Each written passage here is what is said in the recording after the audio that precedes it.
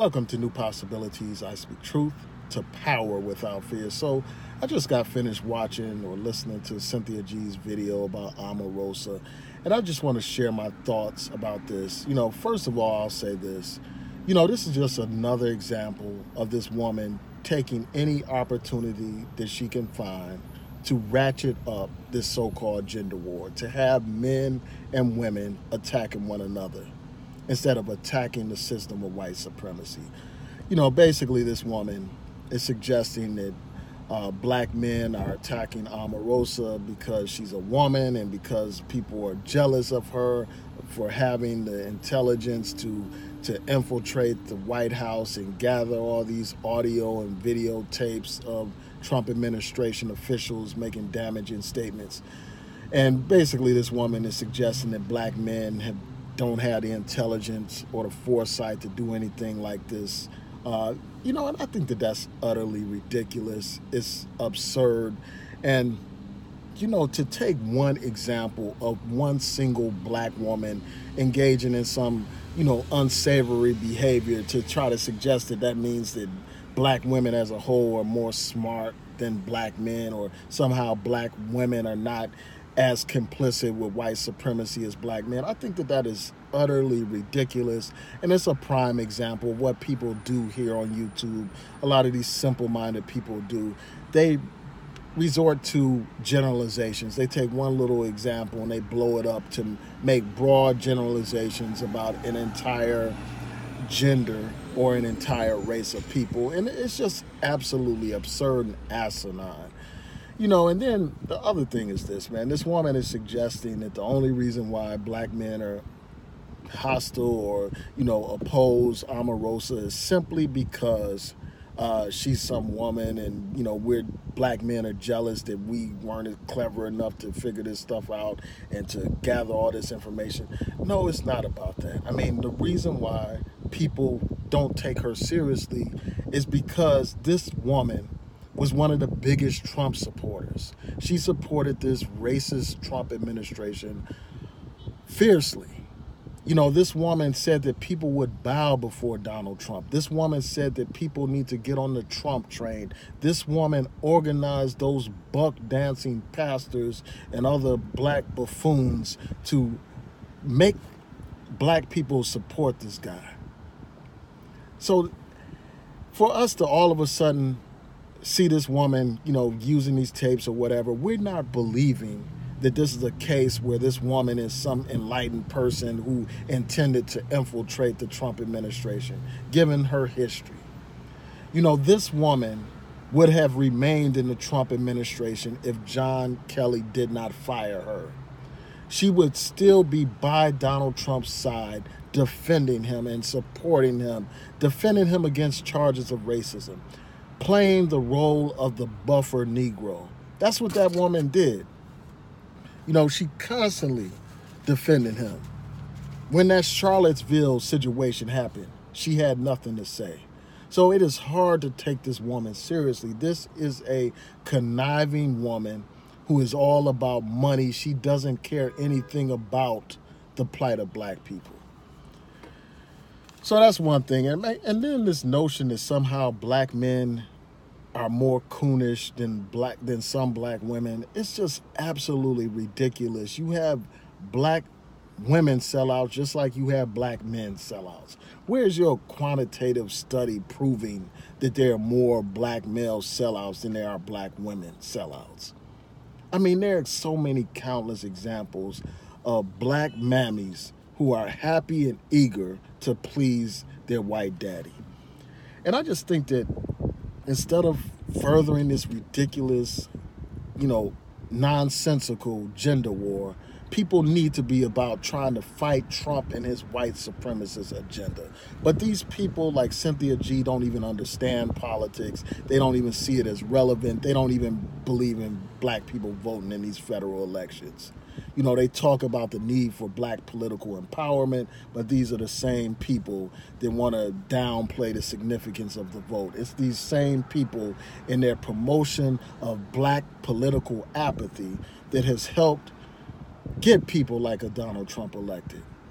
So I mean, I can't take this woman seriously. And then another thing is this, man. I don't understand, like, why this woman. Well, actually, I do understand why she has such animosity towards black men.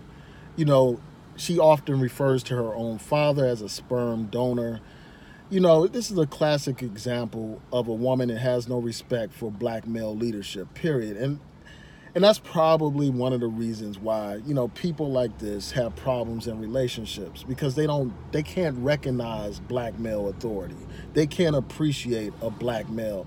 And this woman has shown her utter lack of appreciation by going after the very man that helped promote this woman. When I first heard of Cynthia G, she only had a couple of thousand subscribers. When she got on Boyce Watkins' channel, he gave her exposure, he gave her attention, he gave her traffic, he gave her subs. He built that woman. He built the woman. You know, many of us wouldn't even know who she was without Boyce Watkins. And many people wouldn't know who she was if she didn't call into the Tariq Nasheed show. So this is a woman who's benefited from black men but still has no appreciation for black men, and always never misses an opportunity to emasculate black men, to dog black men, to ratchet up this ridiculous gender war that is completely counterproductive. Now, I understand that there are issues of sexism in our community that have to be addressed. There are issues of misogyny here on YouTube. But this woman is not addressing those things by creating these fake scenarios, you know, suggesting that somehow that black men are just after this woman because she's a woman and black men are jealous. I mean, that it sounds so ridiculous. It's you know, it's just absurd.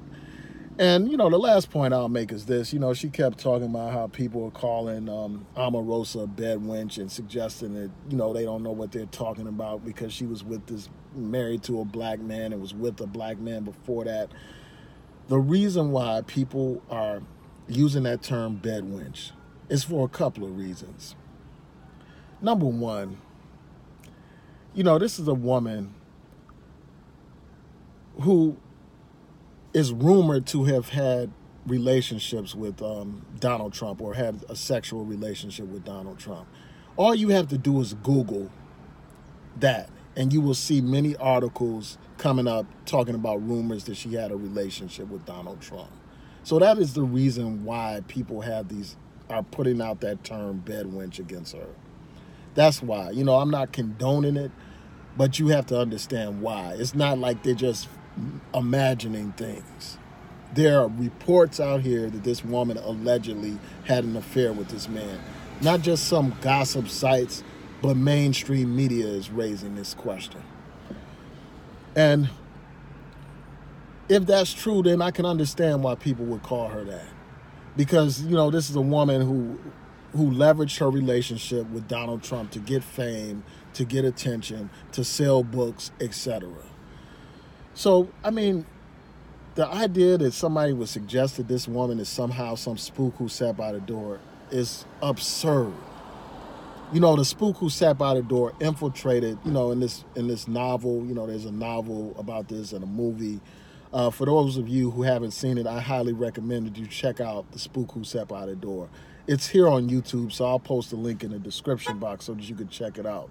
But that's about a guy who infiltrated the CIA with the intent to learn how to engage in military operations. And he used those skills to wage a guerrilla warfare against the United States government. This woman, Omarosa, did not go into the White House thinking of how can she undermine the Trump administration. If she really wanted to undermine Trump and his agenda, she would have supported his opponent. That's what she would have done, instead of going into his administration and, you know, waiting until she was fired to put out these tapes. You know, the fact of the matter is, if this is some effort to undermine Trump, to sabotage Trump, it has failed miserably. It's not going to stop Trump at all. His fans, his supporters will continue to support him, just like they supported him after that Access Hollywood tape came out where he was exposed making, obscene statements about women. So that's all I have to say about this, man. I mean, I'm just really sickened by some of these YouTube charlatans on here who never miss an opportunity to divide and conquer black people. Peace.